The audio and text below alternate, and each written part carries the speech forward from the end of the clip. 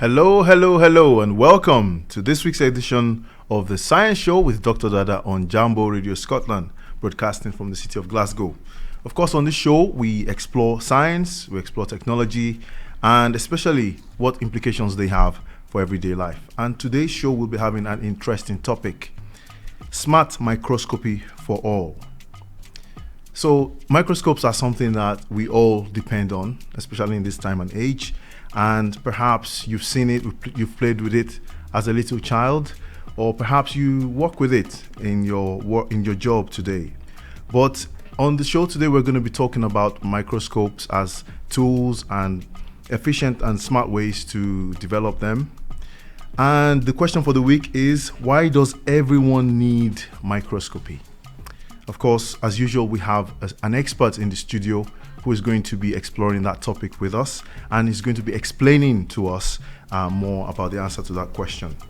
Well, as usual, I'm your host, Dr. Adetunmise Dada, and this is the Science Show on Jambo Radio Scotland, broadcasting from Glasgow live. And don't forget, we are on DAB, so you can listen to us live on air in Glasgow and surrounding towns, as well as in Edinburgh. You can also listen and watch us live at jamboradio.co.uk, and we invite you also to follow the Jambo Radio Scotland channel on YouTube for access to episodes and updates on the show. So, what are we going to be enjoying on the show today? Let's have a quick run through. First, as usual, we'll be starting with the science news highlights, and then we'll be getting to know our guest. We're going to have a short interview, which is going to be in the format of an introduction, and that will be fun to do as well. And of course, we'll then get into the research activities that our guest is involved in. So our guest will be telling us more about their research and the projects that they're doing. And then we'll go into the topic of the day through the question: why does everyone need microscopy? Then we'll be receiving calls from listeners and viewers if you'll be interested to call us. And by doing that, you can tell us your experiences, what your experiences have been with microscopes. And as usual, we'll enjoy science jokes at the end and maybe a rap or two. Oh, just joking. So we'll enjoy science jokes at the end of the show. So stay tuned and do not touch that dial. So let's begin with the first item on the show. So before we get into our science news highlights, we are going to have a short introduction of our guest. And today we have with us in the studio Dr. Richard Bowman. He is a Royal Society University Research Fellow and a prolific reader at the University of Glasgow. It's really nice to have you in the studio with us today, Richard. Thanks, it's great to be here. How are you doing today? Very good. Fantastic. So we look forward to learning more about microscopes from you today.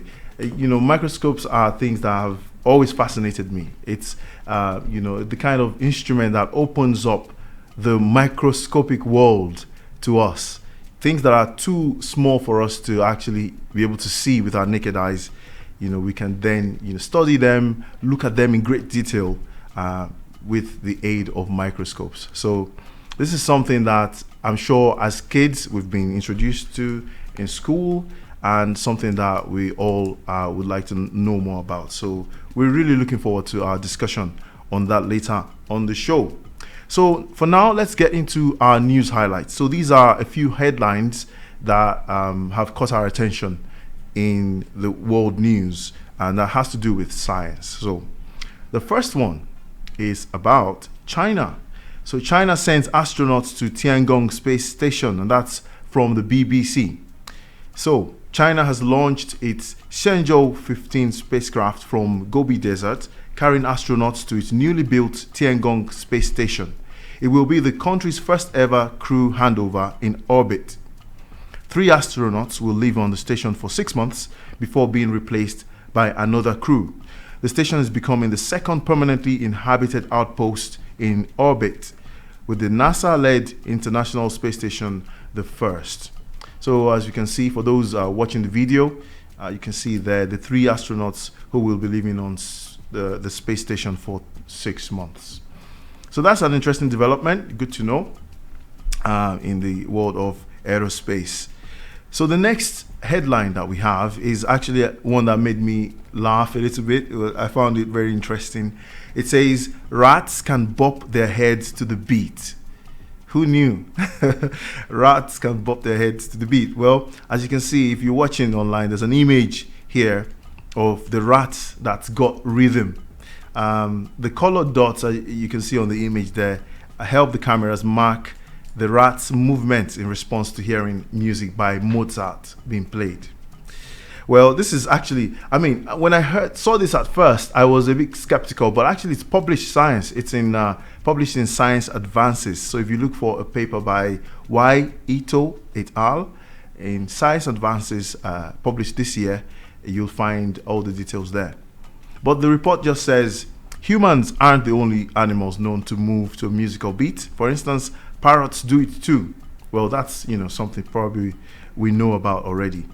But now rats have been observed bopping their heads in time with the music of Mozart, Lady Gaga, Queen, and others. Researchers reported this on November 11 in Science Advances. Now this is interesting because the ability to recognize the beat of a song and synchronize movements of one's body to the beat is known as synchronization. And it's a mystery why some species like humans and parrots have the innate ability to do that, but others do not. But now the team that did this scientific research and study, they initially thought that the body size might be the factor that determines the tempos that trigger any head movements or body movements. And because of course humans tend to prefer foot tapping to music that's between 120 to 140 beats per minute, but you'd expect a small animal like a rat would need maybe a slightly quicker tempo to tap or move their body to. But it turns out that that's not the case. So quoting one of the researchers, it says there's lots of reasons to think maybe rats would prefer faster rhythms, but that's not what we have found, and that's intriguing. Now, you can read more about that again on the BBC. So it's a really interesting thing. Actually, I saw the video of this rat moving to the music, and I wasn't entirely convinced, to be honest, about how much to the rhythm that the movement of the rat was. However, the study that was done much more carefully. So using these markers, and the data was analyzed much more in much more detail. So whereas it may not be easy for you to see that when you're watching the video, when you actually study the data, apparently they can actually show and prove scientifically that the rat is moving its head to the beat. So that's interesting. So you can check that out on Science Advances if you're interested. Now, the next headline that we'd like to highlight is about a meteorite in Somalia. So it says, joy as scientists find 2 new minerals. A huge meteorite that fell to Earth contains 2 minerals never seen before on our planet, scientists say. Canadian researchers said that the rock was found in rural Somalia 2 years ago, but locals believe it is much older. They call the stone Nightfall and say it is documented in poems, songs, and dances that stretch back 5 generations. It is used today to sharpen knives. I think that's a bit of a shame. But anyway, the official names for the new minerals are L-alite and L-kinstantonite. The name L-alite honors the fact that the meteorite was unearthed in the district of El Ali in Somalia, and L-kinstantonite is named after NASA expert Lindy L-Kinstanton. The materials were identified by scientists at the University of Alberta, who looked at a 70-gram fragment from the 15-ton meteorite, which is said to be the 9th biggest meteorite to reach our planet, and it is about 90% iron and nickel. So a third as yet unidentified element is being analyzed by the university's researchers, who now hope to get their hands on more of the meteorite, not only to see what else might be there to discover, but also how it could be used on Earth. So that's very exciting, isn't it? New elements for the periodic table. So yeah, that'll be fun for new learners of the periodic table and chemists as well. Great. So another headline I would like to highlight is to do with the Artemis 1 mission. So if you've been following this show, we've covered this story a couple of times already. And today I just wanted to highlight some updates on the mission. As you can see there's a picture showing the sort of planned route of the mission. So I really like the report on the Royal Museum's Greenwich website, which says, following 4 cancelled launch attempts due to engine issues and tropical storms, Artemis 1 successfully launched from the Kennedy Space Center at 1:47 a.m.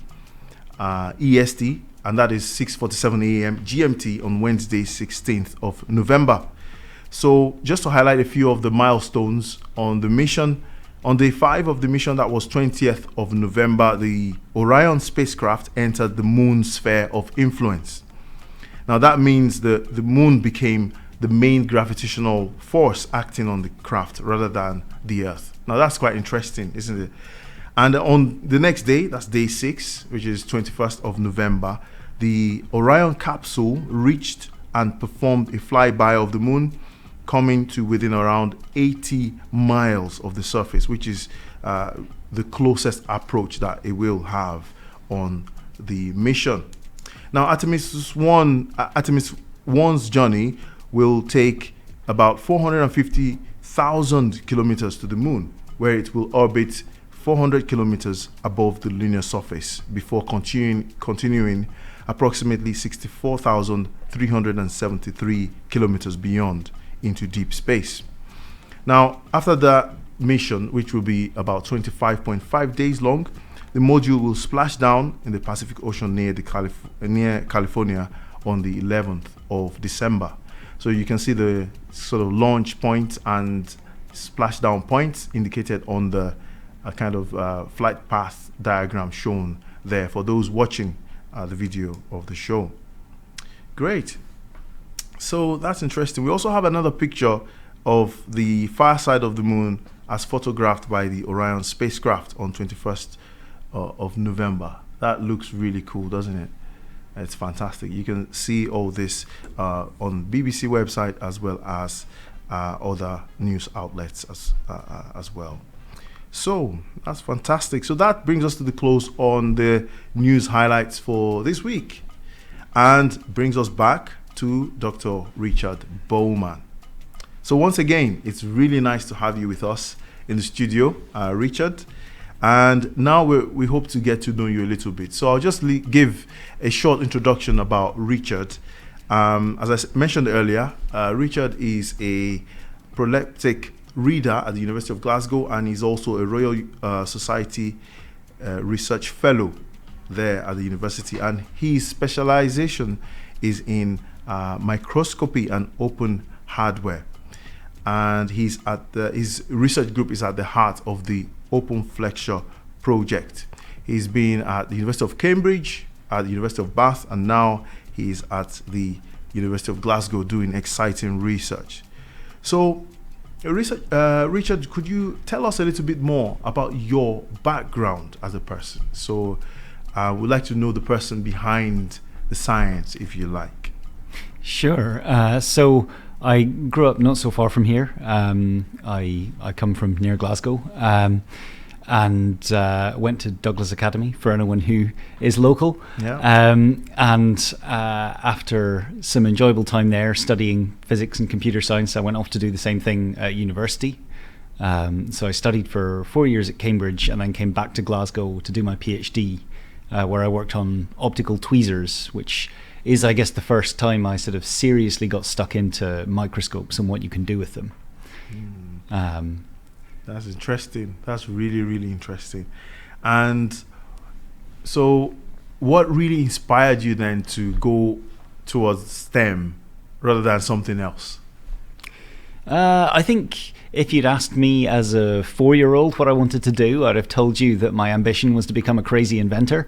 And I figured a career in science was about as close to that as you can legitimately get. Yeah, that's fantastic. That's really good. Thanks for sharing that with us. And what about your career trajectory then? Did you do you have any people in your life who influenced that? Was it your parents? Was it your school teachers, for example, who kind of helped shape that for you as well?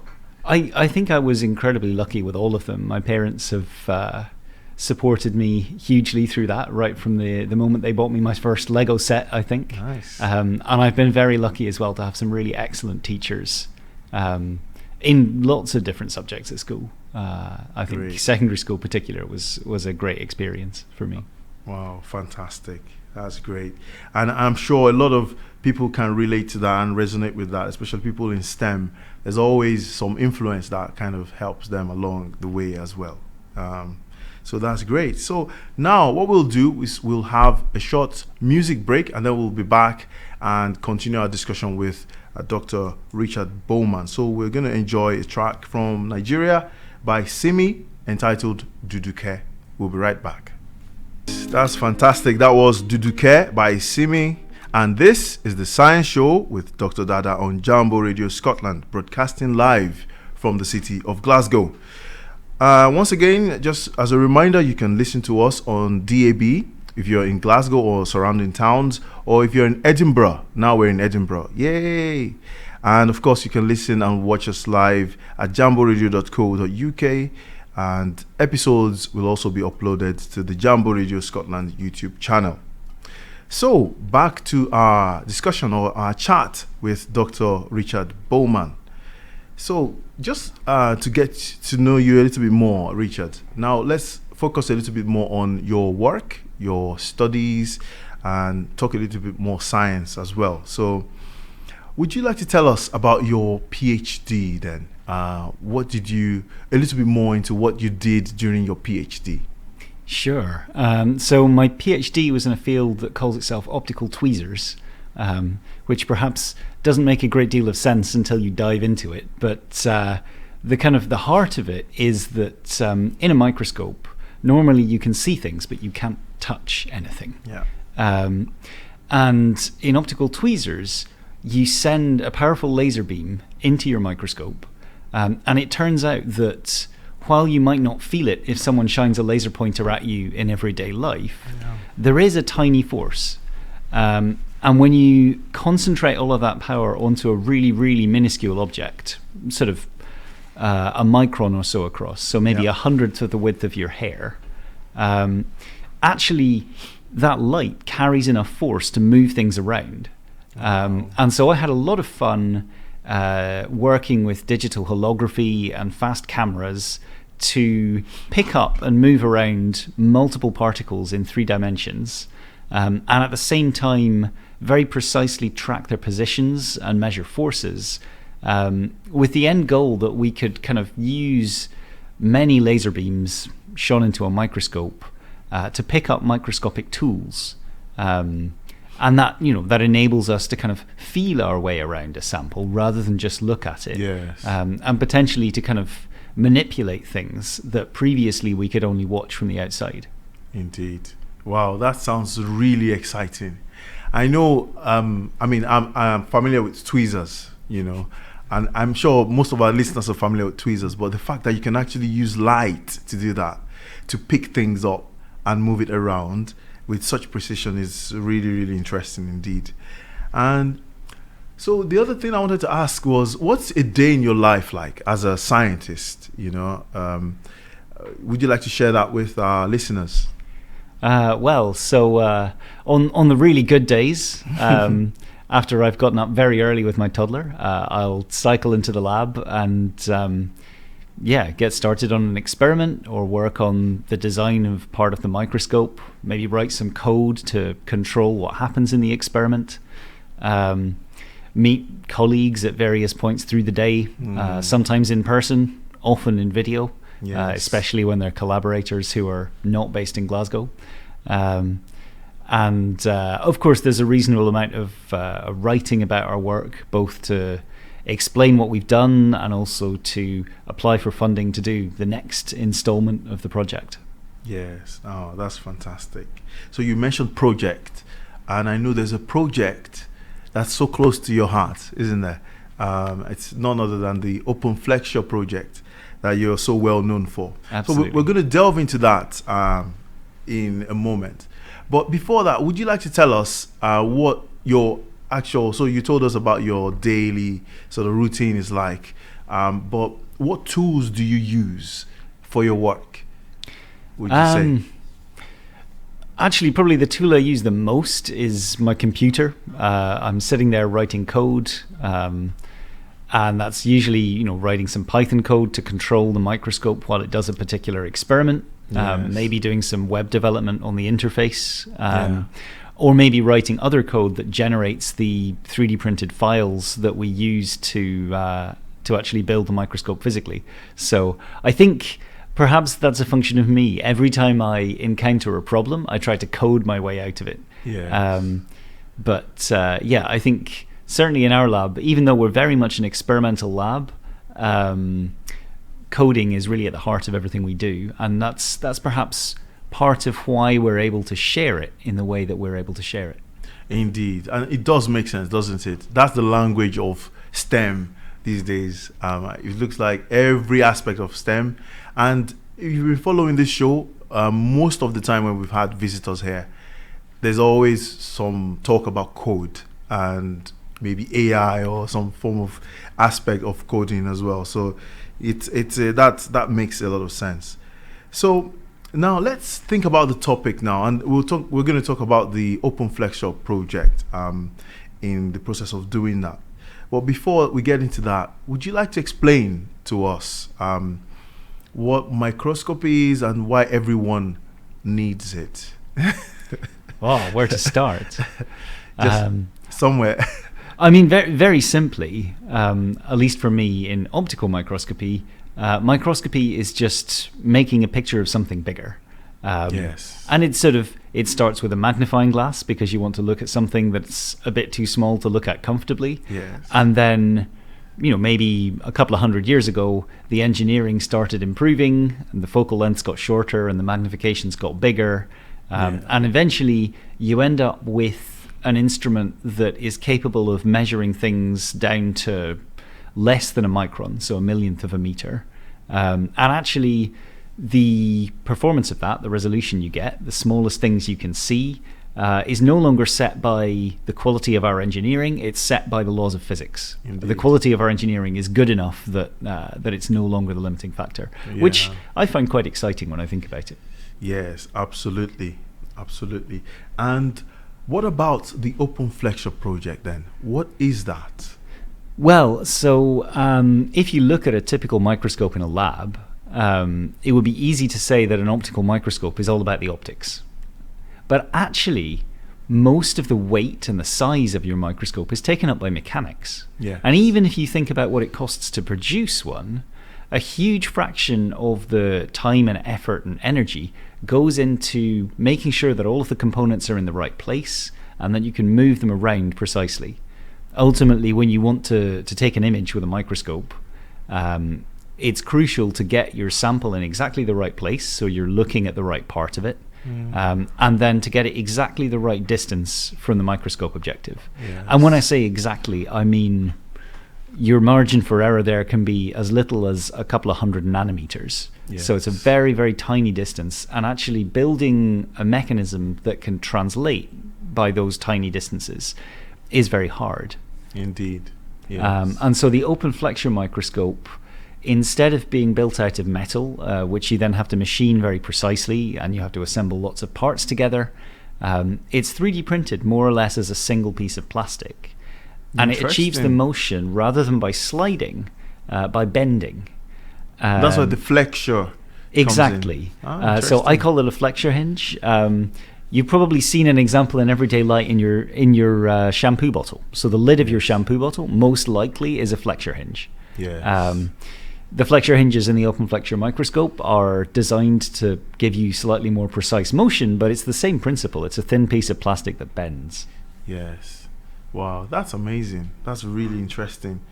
So when it bends, when the moving parts bend, does it have, an amount of sort of flexure that it, like an amount of a number of cycles that it can do before it breaks or changes or deforms?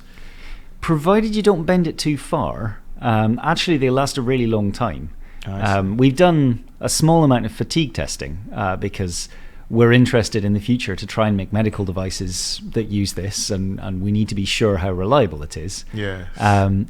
I have a microscope on my shelf somewhere that was run continuously for, I think, something like 18 months. And a few components did fail on it, but actually not the plastic. Interesting. The component that I destroyed most often actually was one of the steel screws, because it turns out that we ordered a batch of very low quality steel screws. I see. But provided you don't bend it too far, the plastic will last a remarkably long time. I see. That's very, very good to know. And you mentioned, these devices are, the parts are 3D printed. Perhaps we could have a look for those watching at a picture of the open flexure microscope. Yeah, that's it. It looks so nice, so cute as well, doesn't it? So it's so interesting. So why 3D printing as a way to? Would you like to highlight some of the advantages of that? Sure. I mean, the initial advantages that I saw were that it made it very small, relatively cheap, and then it made it really easy to reproduce. So I could have a physical microscope in front of me, and then I could send someone else the design files, and then a couple of days later, after their printer had done its job and they'd done a bit of assembly, they would have the same microscope on their desk, despite the fact that we were in completely different places. Wow. And actually, I think one of the coolest things about this project is that it enables you to manufacture a microscope locally.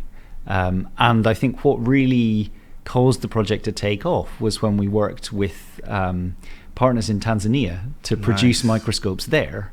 They had built their own 3D printers using a design that was adapted for local tools and technologies that recycled e-waste for some of the parts. And then using those printers, they were able to produce a high-value item like a microscope. Yeah. That was pretty exciting, and that's kind of what got me hooked. Fantastic. And why would you say such sort of local production of microscopes is important, especially in places like Africa, where you've collaborated as well? Well, initially I thought it was just about making microscopes cheaper, but actually, when I went out there and talked to people in the health facilities and so on, that's not the biggest problem. There's plenty of donated equipment in labs. The problem is keeping it working. And so, I could donate you a lovely commercial microscope, but if you don't have spare parts for it, and if you don't have an authorized service engineer, chances are you can't keep it operating. Indeed. And that problem only gets worse these days as the parts are now frequently chipped, so that you actually can't do anything without the manufacturer's authorization. Yeah.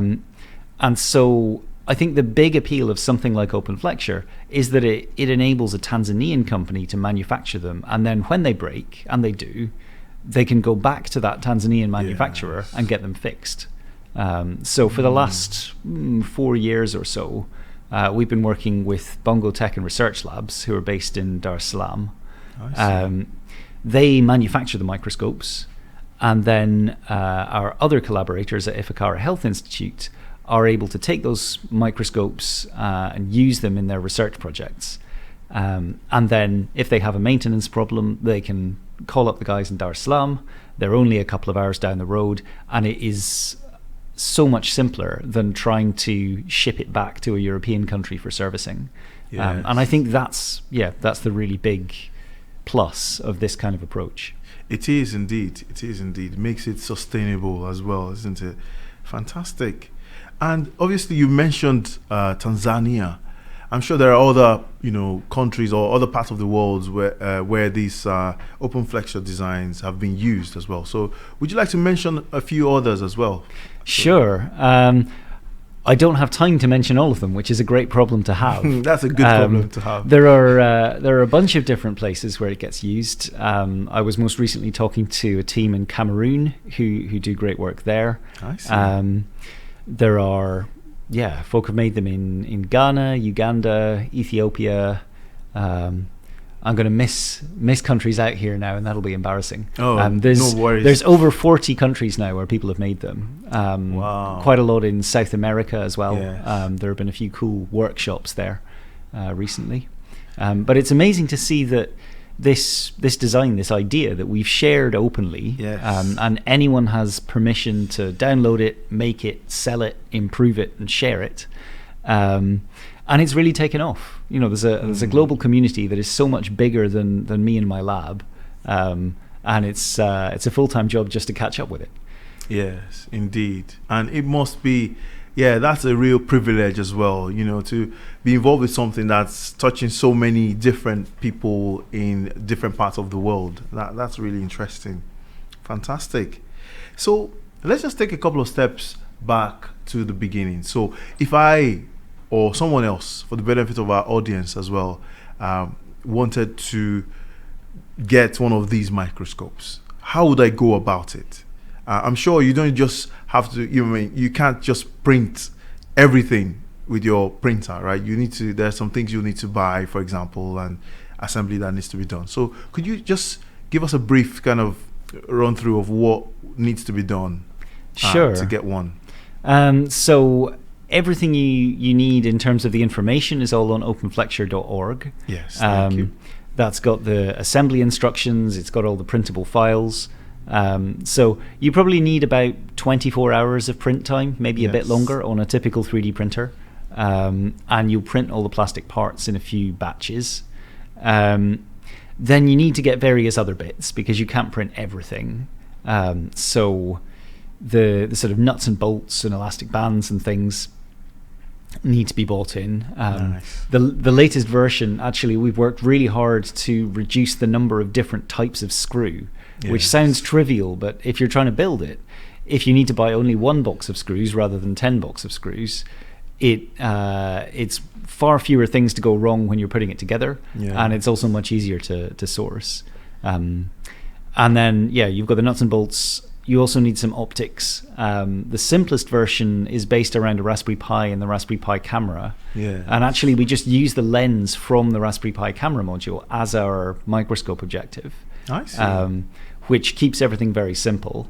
If you want to build the fancier high-resolution version, then you need a microscope objective and a couple of other lenses as well. But we've done our best to keep it to easily sourced components. Raspberry Pis, of course, are pretty hard to get hold of at the moment thanks to the chip shortage, but Indeed, we hope that'll be fixed soon.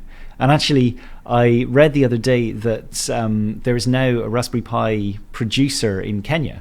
Oh, great. So they're not making the full-fledged version of the Raspberry Pi yet, but it's really exciting to see the Raspberry Pi Foundation actually thinking along the same lines as we are in terms of supply chains, that if you can have stuff that is made in Africa, then you're reducing dependence on imports from Europe and the US and China, which has all sorts of really great benefits.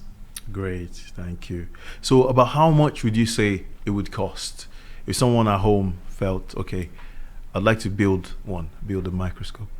Well, the number I carry around in my head is for the fully featured research grade one. And I would say that typically costs between about £250 and £300 of parts. Wow, that is remarkable. I mean, it's maybe 100 times cheaper than a fully automated lab microscope. But it's still not trivially cheap. You can build it less expensively if you use the cheaper optics. And at that point, the main cost is the Raspberry Pi and the Raspberry Pi camera, and the motor control board if you want a motorized one. You can, of course, build it without that too. Working with the team in Tanzania at BTEC, they were interested in using it in schools. And of course, at that point, having to spend £150 on the electronics is still a bit too expensive, particularly because you would then need to make sure that you've got screen and keyboard and so on to plug it into to operate it, which is the same amount of money again. So they adapted it, and they took the open design, and then they made a version based around a dash cam. So the little camera you'd put in your car to record a collision.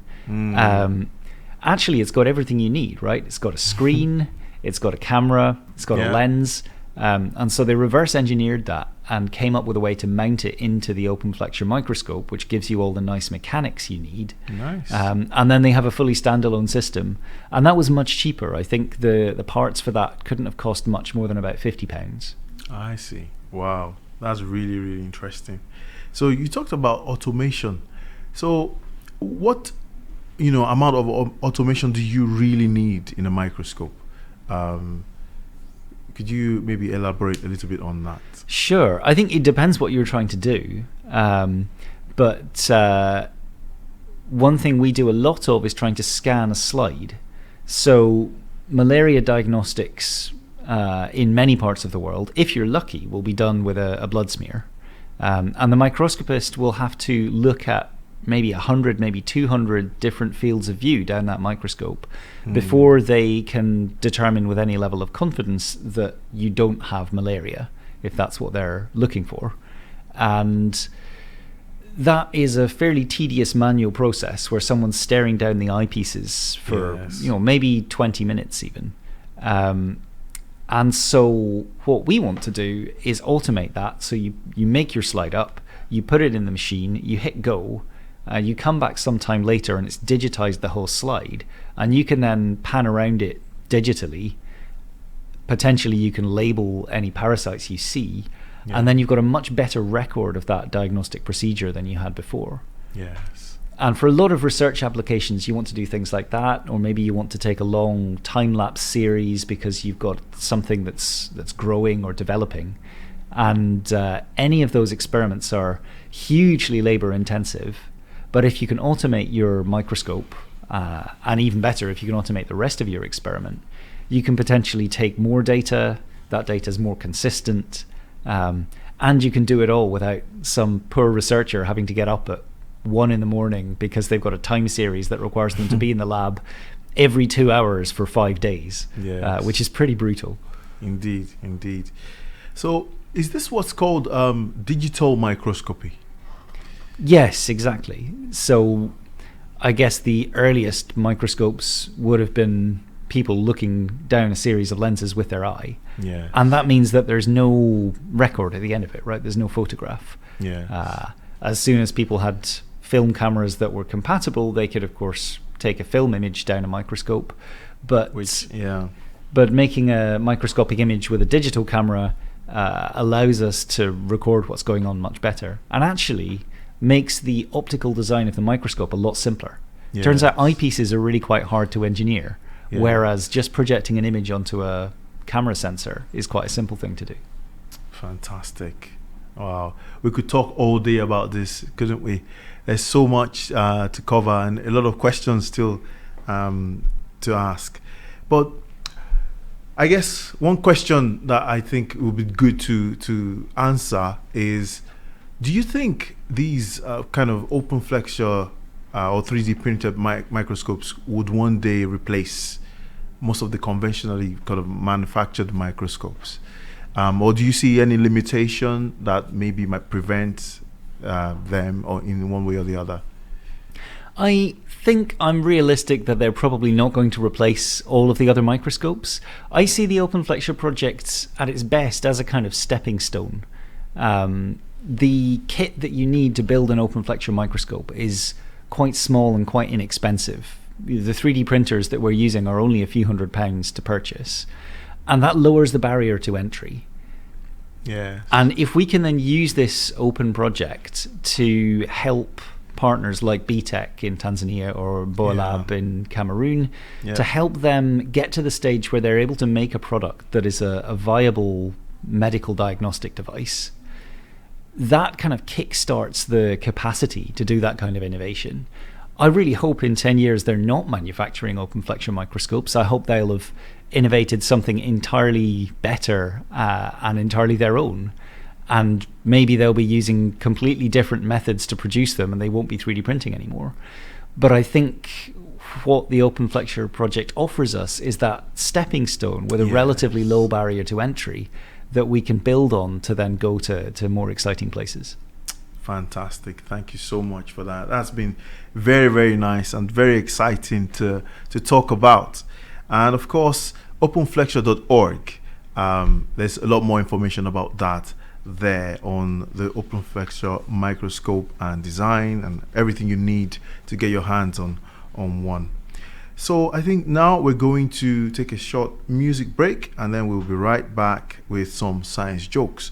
So let's listen to Pangolo. We'll be right back. So you're welcome back. This is the Science Show on Jambo Radio Scotland, broadcasting from the city of Glasgow. And we've been talking today about microscopy and the open flexure project with Dr. Richard Bowman from the University of Glasgow.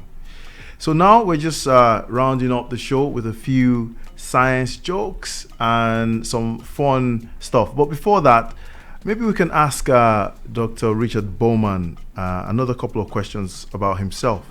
So, Richard, do you have any other interests apart from research and science, or any hobbies that you'd like to share with us? Well, I really enjoy going out running, particularly going out running up hills. So Wow. I'm looking forward, now that I've come back to Glasgow, to being a lot closer to some really good ones. That's fantastic. That's a nice hobby to have because it keeps you healthy as well, doesn't it? It keeps you fit. So, yeah, I wish I had that hobby. Anyway, so great. So I found a couple of jokes about microscopy. And I'd like to share that. If you have any, feel free to share with us as well. But I thought this one was quite interesting. He says, I was having a hard time coming up with a joke about my microscope. Do you know why? Don't know. Can you guess? He says, I had a bad objective. Oh. I like that reaction. Would you like to explain why it's supposed to be funny? Well, the really important lens in the microscope, the one that does most of the work, is generally called the objective lens. Yeah. So if you have a bad objective, you're not going to see anything. Exactly. So it's quite a nice pun, isn't it? Or a nice play on words there. Great. So the other one I have here says, what's the difference between a microscope and a telescope? It's not what you think. Would you like to? I know, of course, there's a proper answer to that question, right? Yeah. So maybe you could start with that. Well, a microscope's designed to look at something very small and produce a larger image. A telescope's designed to look at something very far away and produce a closer image, I guess, a smaller image. I believe there's a Father Ted episode that discusses this in more detail. Fantastic. So, do you want to hear the comedic answer to that Go question? for it. So, what's the difference between a microscope and a telescope?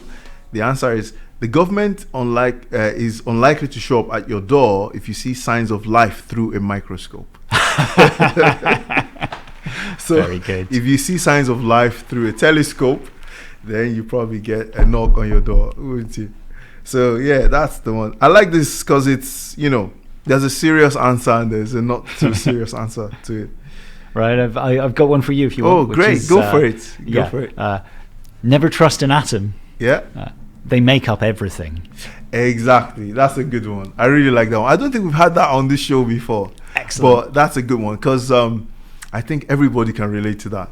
So make up everything. That has two meanings in English, doesn't it? So atoms make up everything, but that means you can't trust them. Fantastic. Great. So let's see. Do I have another one? I highly respect microscopes. They teach us to enjoy the little things in life. That's true, isn't it? That's true. Actually true. It's literally the case, and it's a nice play on words as well. Okay, let's see what else I've got here. What do you call taking a picture of your own cells under a microscope? Aha.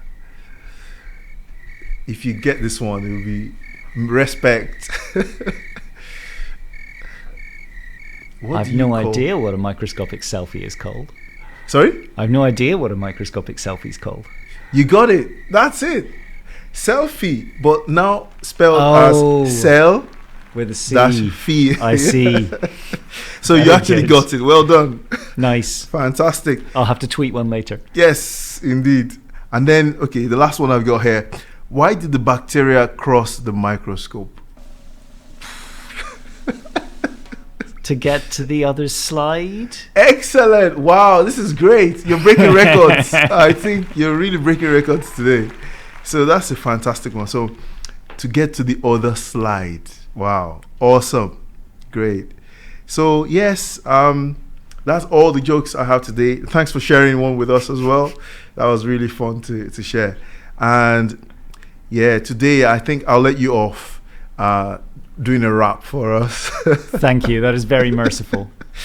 But yes, that brings us to a close on this week's edition of the Science Show with Dr. Dada on Jambo Radio Scotland. And we'd just like to really thank Dr. Richard Bowman for making the time to be with us today and for explaining to us about the exciting open flexure project. And we would also like to thank the crew in the studio, Otuekong and Zainab, and also I forgot Serena. Yes, Serena. So it's really nice to have their support on the production side of things as well. And remember, if you'd like to keep your eye on the happenings and developments in the field of science and technology, and especially what impact these are having on everyday life, or just to learn one or two things about science or certain activities going on in Scotland in this regard, then this is the place to be. So if you have any questions about the show or any comments, please do feel free to email us at info@jamboradio.co.uk, and also you can check our web homepage at jamboradioscotland.co.uk/The Science Show, and there you can find news and updates about the show. And once again, thanks for listening to this week's edition of the Science Show on Jambo Radio Scotland. And next week, we hope to have another exciting topic and another guest on the show. So please tune in to us same time next week for another exciting edition of the Science Show with Dr. Dada. And until then, we'll say stay curious. Music,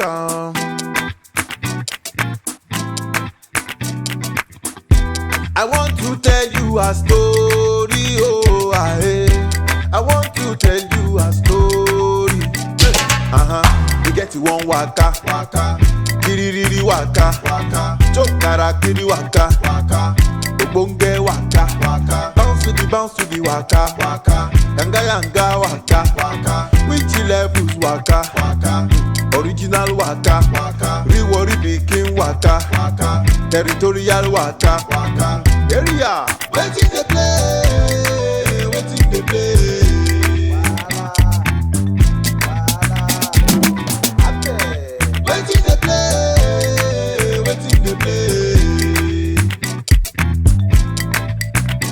So you go bounce to the waka, bend your back to the waka, shake your head like this, you go come do yanga like that, you go look up and down, and you go raise your arm like this, like scorpion bite you for armpit, and it no matter who you meet, cause this now let you be level to waka, ogbologbo waka, rewari pikin waka, territorial waka.